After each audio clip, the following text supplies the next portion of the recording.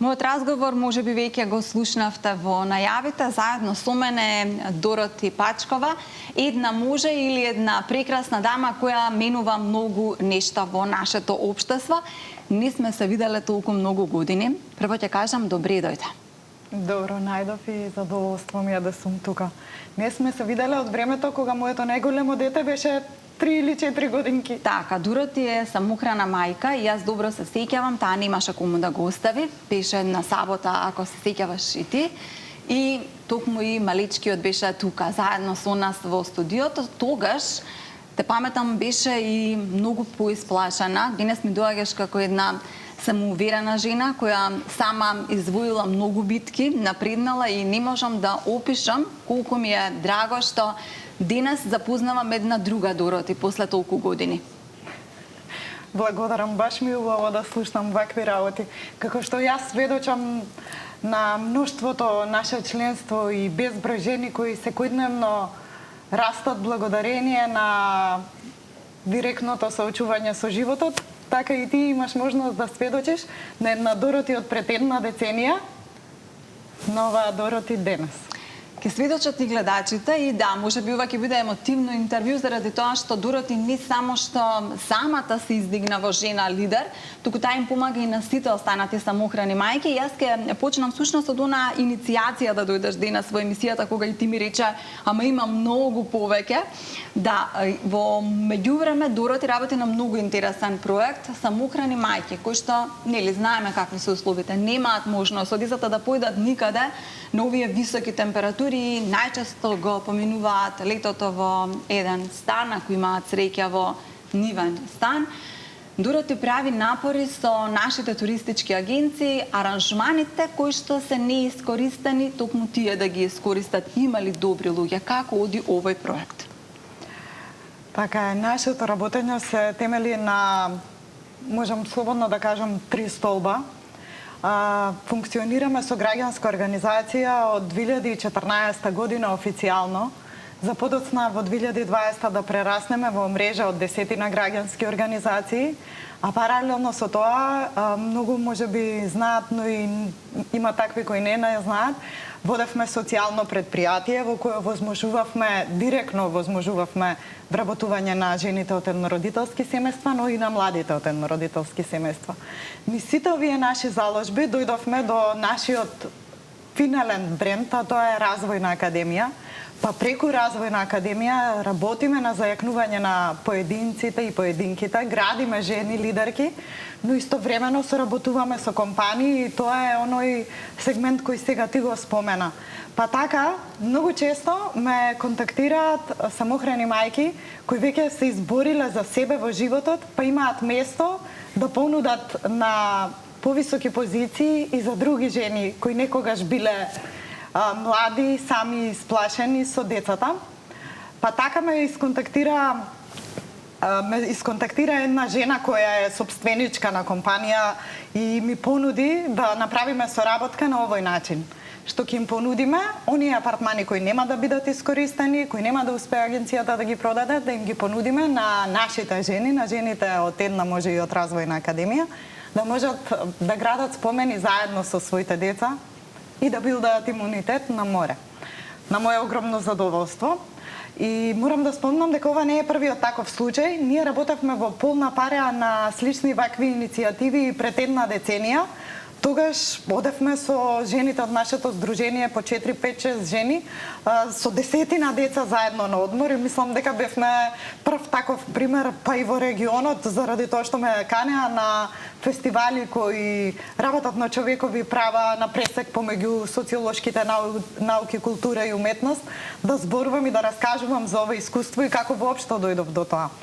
Она кое секогаш ме водело и кое многу ми пречело и најмногу ме болело е било непостоењето на култура за живење, култура на работење. Па така денеска преку Развојна академија, она кое во суштина го правиме, не само консалтинг и коучинг, не само зајакнување на индивидуи и на компании и не само влијание на јавни политики со цел да оставиме една сериозна трага и кога нас нема да не има, туку она кое е клучно го правиме, бараме луѓе кои веруваат дека се уште можеме да градиме култура на живење, онаква каква што можеби нашите баби и дедовци паметат, онаква каква што можеби дел од нас се родиле, но за жал не ја живееме. Многу сакам да ни раскажеш за Развојна академија. Всушност, ништо од овие проекти не би биле возможни ако не беше создадена Развојна академија. Како произлезе идејата да формираш едно вакво здружение, кога знам во какви услови беше пред 10 години?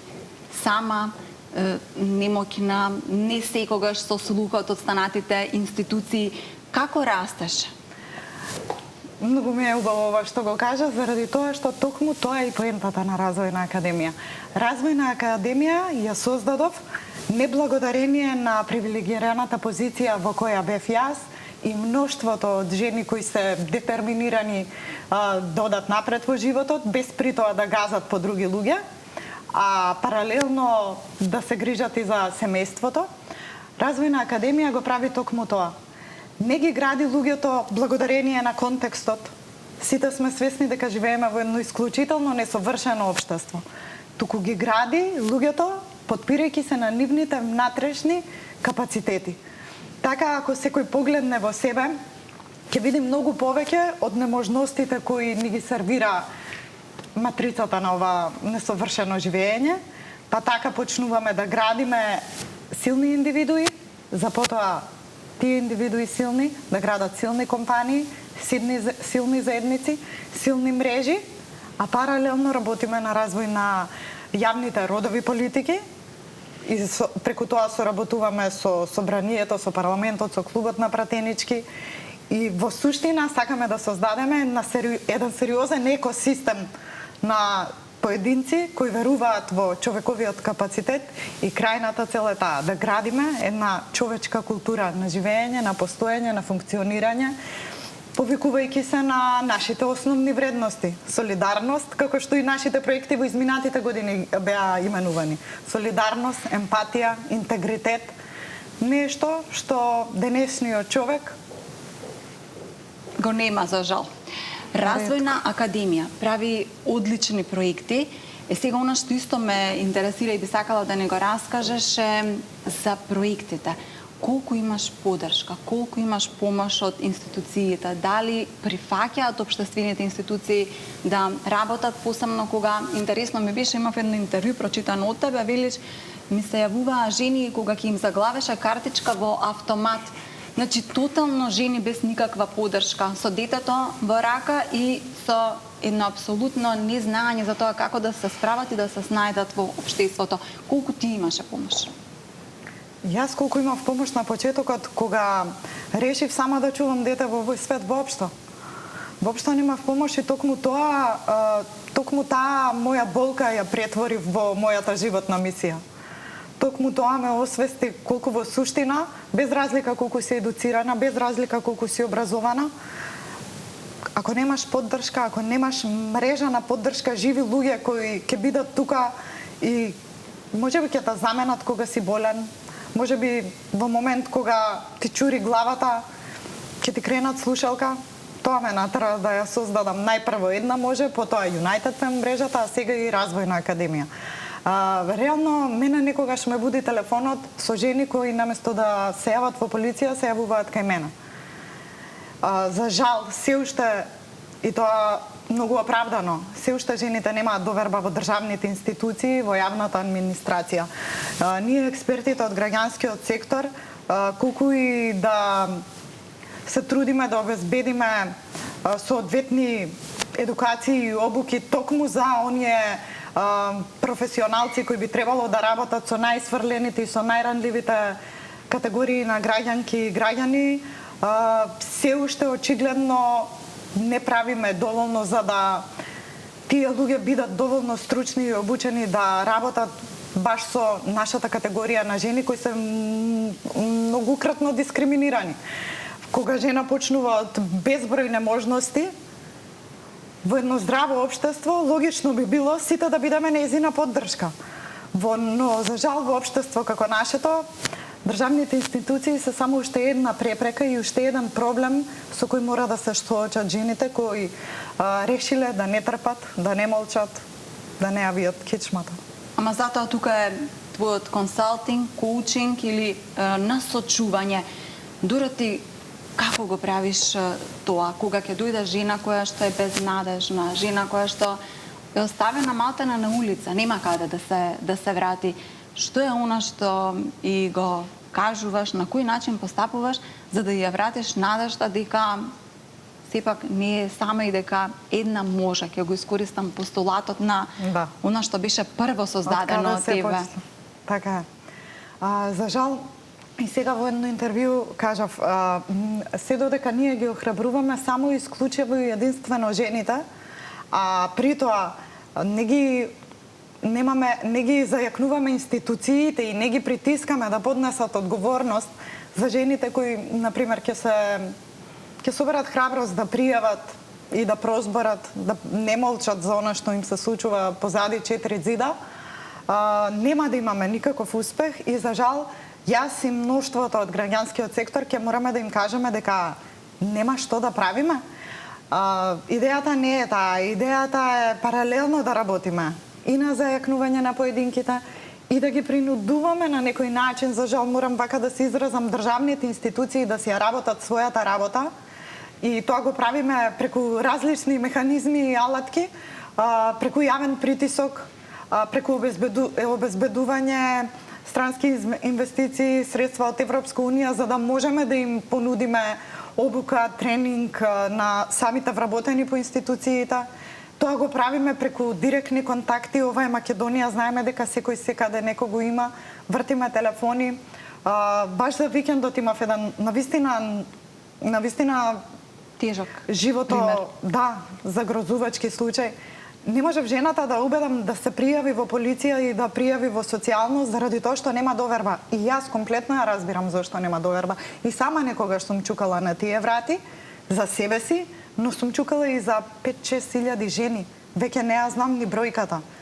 И јасно ми е дека мора да направиме сериозен притисок. И тука што правиме? Се здружуваме со другите граѓански организации кои работат на човекови права и вршиме притисок. Вршиме притисок за да дадат услуга државните институции за која вработените земаат по дефолт плати.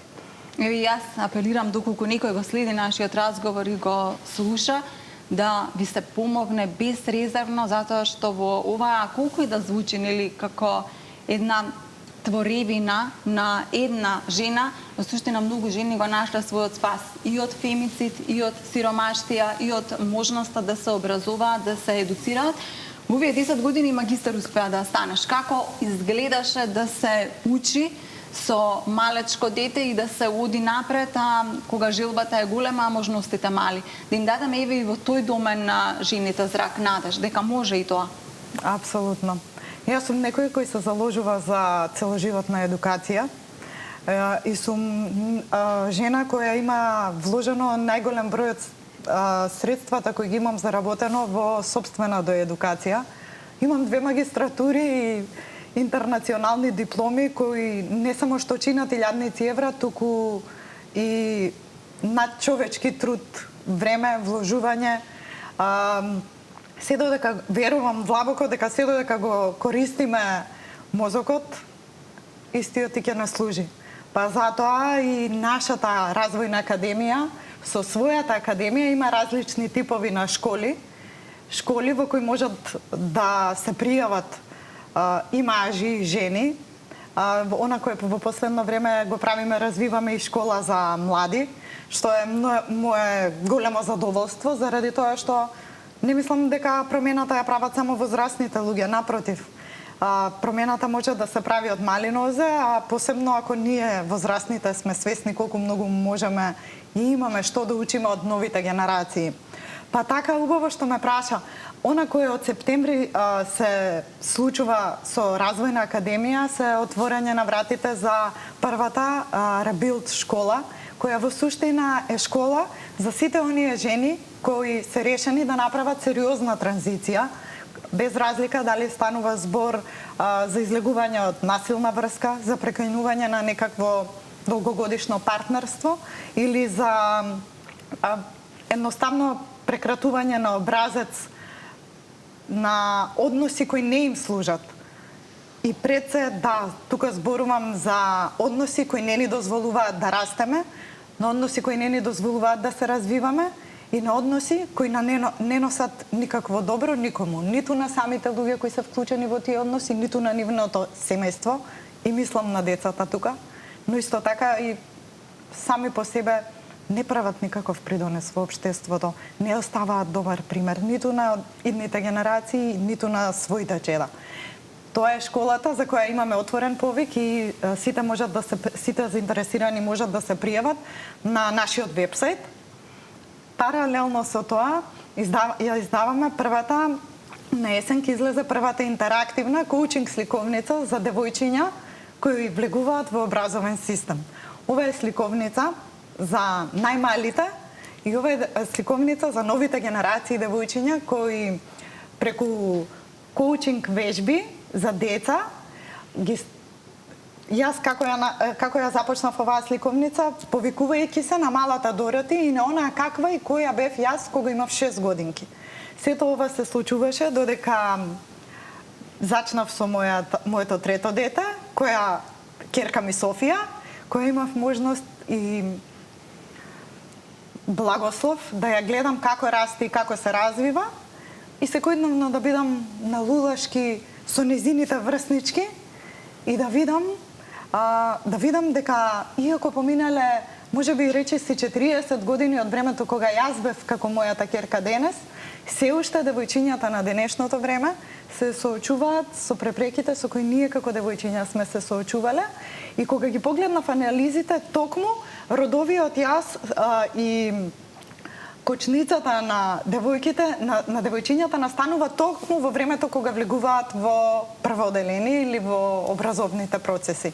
Тогаш настанува дискриминација, тогаш почнуваат разликите помеѓу машките и женските, кои претходно во предучилишна возраст, за среќа, не се големи. За крај случував едно интимно прашање, што сакам да не го одговориш наискрено. Кај мене дојде како самоухрана мајка со само едно детенце. Во овие 10 години најде и партнер со кога имаш уште 2 дечиња. Сега си богата со 3 дечиња, со партнер. Многу жени, откако ќе им се случи такво нешто како тебе што ти се случи во, ќе кажам, во тие многу млади години, го затвораат срцето. Се откажуваат од љубов, не веруваат дека може да најдат некогаш партнер со кој што ќе уживаат повторно и ќе бидат жени за кои што повторно некој ќе се грижи и ќе им помага. Што советуваш во тој домен? Дали жената треба да се затвори откако некогаш животот ќе на тој начин ќе го сврти грбот, или сепак треба да постои една надеж дека љубовта може и понатаму да постои? Љубовта може и понатаму да постои. Јас секако се заложувам за ова и силно верувам. И не само што верувам, многу добро знам. И не заради тоа што моето второ, да речем, родителско партнерство е успешно, воопшто не е така. Јас си понатаму и повторно сум самохрана мајка на 3 деца, но никогаш нема... Токму децата се оние кои ми докажуваат дека да се е возможно со љубов и срцето ни се отвара и затвара на различни начини, но многу ми е важно да споделам дека отвореноста на срцето не зависи единствено од партнерската љубов. Ние како човечки суштества искусуваме многу различни видови на љубов и мислам дека баш е потценета во јавноста оваа тема. Дека љубовта и отвореноста на срцето можеме да доживееме преку нашите деца, преку оживење на нашата животна мисија, преку правење на работи кои се наша страст или наш двигател во животот, преку контакт со природата и најмногу преку контакт со нашето исконско битие или кој сме ние, без разлика дали воопшто и на каква заедница припаѓаме. Која сум јас како човечко суштество, без разлика дали имам партнер или немам партнер. Знам ли да уживам во животот, знам ли да бидам нежна со себе си кога најмногу ми треба или кога ништо немам, како што сум немала на повеќе пати во животот. Која е таа Дороти? Истата таа Дороти која направила да се има и она и незините деца и она која отвара простори, можности и безброј жени да ги откриваат своите лични потенцијали без разлика дали се во партнерска заедница или не се. Ти благодарам.